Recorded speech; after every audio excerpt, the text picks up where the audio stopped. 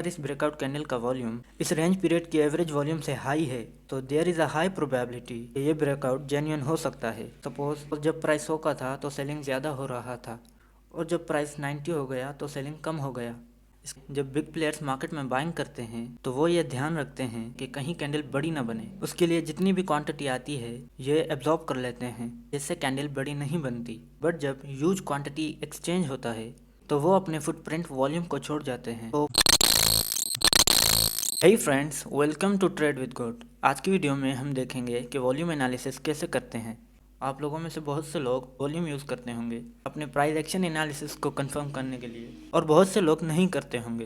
But अगर आप price action में वॉल्यूम को यूज़ नहीं करते हो तो मेरी बात मानिए, आप बहुत एक यूज़फुल चीज़ को अवॉइड कर रहे हो। जैसे volume without price action incomplete है, वैसे ही price action without volume incomplete है। क्योंकि सपोज अगर कोई कैंडलस्टिक पैटर्न फॉर्म हो रहा है और उसमें वॉल्यूम नहीं है तो वो कैंडलस्टिक पैटर्न कभी भी फेल हो सकता है। तो आज की वीडियो में हम सीखेंगे कि कैसे हम वॉल्यूम को प्राइस एक्शन के साथ कंबाइन करके ट्रेड कर सकते हैं। So first of all, what is volume? Volume क्या है?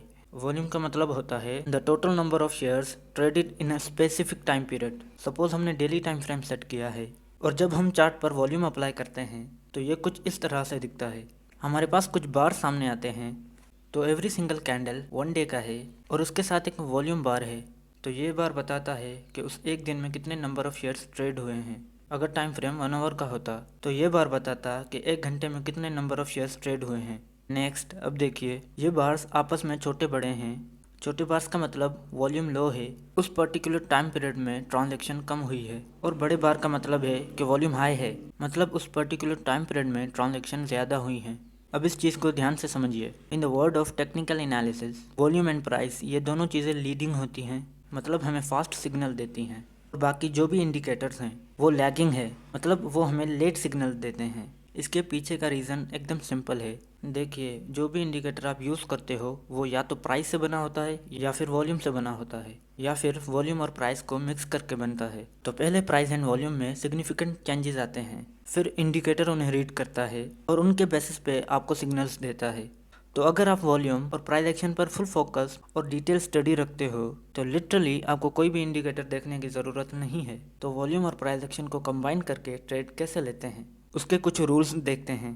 Number 1, trade breakout with volume confirmation. मतलब अगर आप चार्ट पैटर्न्स या ब्रेकआउट पे ट्रेड लेते हो तो आप वॉल्यूम को यूज़ करके अपनी एक्यूरेसी को बढ़ा सकते हो और फॉल ब्रेकआउट और फॉल ब्रेकडाउन से बच सकते हो। आइए एग्जाम्पल की हेल्प से समझते हैं। लेट्स सपोज हमें चार्ट पे एक असेंडिंग ट्रायंगल पैटर्न स्पॉट होता है। नाउ अब हम ब्रेकआउट का वेट कर रहे हैं। नेक्स्ट, यहाँ एक ग्रीन कैंडल रेजिस्टेंस लेवल को ब्रेक करता है। अब देखिए, जेन्युइन ब्रेकआउट को कैसे आइडेंटिफाई करना है, उस पर मैंने ऑलरेडी डिटेल वीडियो बनाया हुआ है जिसमें से एक टेक्निक है वॉल्यूम। अगर इस ब्रेकआउट कैंडल का वॉल्यूम इस रेंज पीरियड की एवरेज वॉल्यूम से हाई है तो there is a high probability ये ब्रेकआउट जेन्युइन हो सकता है। नेक्स्ट, यहाँ देखिए, ये हमारा रेजिस्टेंस लेवल है क्योंकि प्राइस इस लेवल को हिट करता है और यहाँ से रिवर्स हो जाता है। अब देखिए, प्राइस वापस इस लेवल को अप्रोच करता है और रेजिस्टेंस लेवल को ब्रेक कर देता है। अब इस कैंडल को देखिए। आप लोगों में से बहुत से लोग कंफ्यूज होंगे।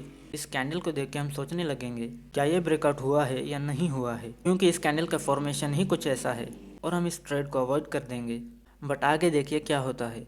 मार्केट इसी कैंडल के ब्रेकआउट पर ऊपर चला जाता है। तो ऐसा क्या था इस कैंडल में? आइए इस कैंडल का वॉल्यूम एक बार देखते हैं। इस कैंडल का वॉल्यूम एवरेज कैंडल के वॉल्यूम से ज़्यादा है। देखिए, जब बिग प्लेयर्स मार्केट में बाइंग करते हैं तो वो ये ध्यान रखते हैं कि कहीं कैंडल बड़ी ना बने। उसके लिए जितनी भी क्वांटिटी आती है ये एब्जॉर्ब कर लेते हैं जिससे कैंडल बड़ी नहीं बनती। बट जब ह्यूज क्वांटिटी एक्सचेंज होता है तो वो अपने फुटप्रिंट वॉल्यूम को छोड़ जाते हैं। तो price can be manipulated but volume can not be manipulated.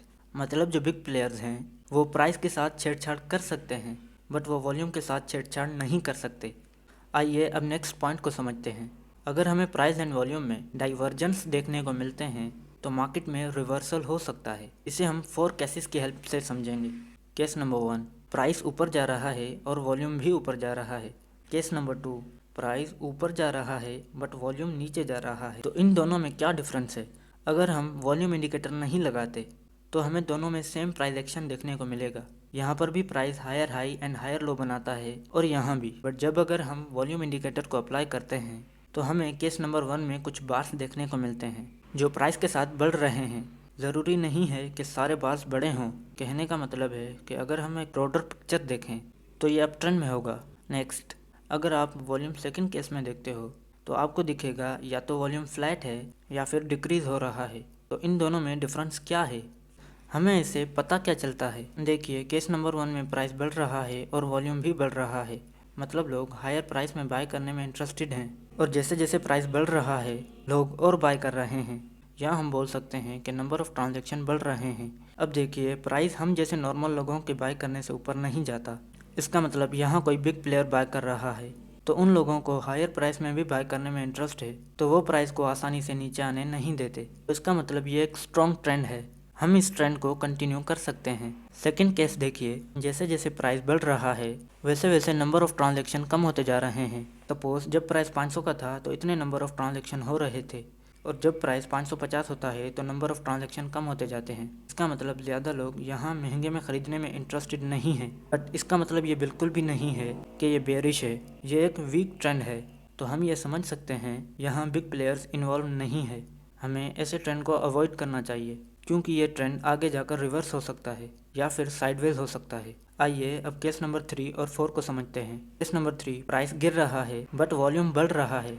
Case number 4, price गिर रहा है और वॉल्यूम भी कम हो रहा है।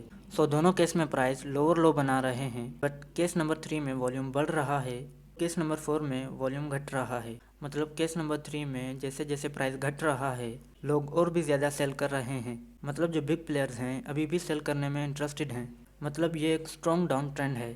और केस नंबर 4 में वॉल्यूम डिक्रीज़ हो रहा है या फ्लैट है, मतलब जैसे जैसे प्राइस घट रहा है लोगों का सेलिंग इंटरेस्ट ख़त्म होते जा रहा है। सपोज़ जब प्राइस 100 का था तो सेलिंग ज़्यादा हो रहा था, और जब प्राइस 90 हो गया तो सेलिंग कम हो गया। इसका मतलब बिग प्लेयर्स अब इसे और नीचे ले जाना नहीं चाहते, तो यहाँ से प्राइस या तो साइडवेज चला जाएगा या ऊपर चला जाएगा, क्योंकि जो प्लेयर्स मार्केट को गिरा रहे थे अब उनको मार्केट को गिराने में और इंटरेस्ट नहीं है, तो ये ट्रेंड यहाँ से रिवर्स हो जाएगा। तो होपफुली आपको ये 4 केसेस समझ आ गए होंगे। सो होपफुली गाइस, इस वीडियो से आपको कुछ नॉलेज मिली होगी। अगर आपको वीडियो पसंद आई हो तो हमारे चैनल को लाइक शेयर सब्सक्राइब ज़रूर करें, और मिलते हैं इंशाल्लाह आपसे नेक्स्ट वीडियो में। तब तक के लिए अल्लाह हाफिज़।